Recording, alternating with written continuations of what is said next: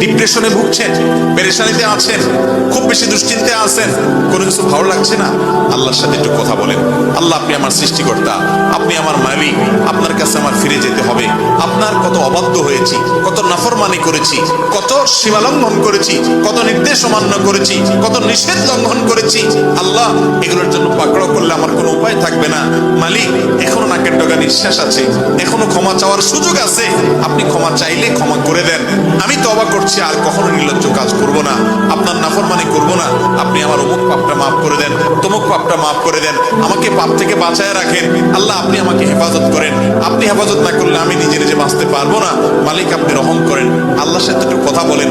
আল্লাহর কসম, সালহাতুস সঙ্গে বুদি দিল খারাস, আজমুদে এক জামানা খাকে বাস। পাথর হয়ে বহুদিন ছিলেন ভাই, একটু আল্লাহর সাথে কথা বলেন, চোখের পানি ফেলেন, দোয়া করেন। বিশেষ করে ভোর রাতের দোয়া, ভোর রাতের দোয়া, এটা গুলি মিস হলে মিস হয় না।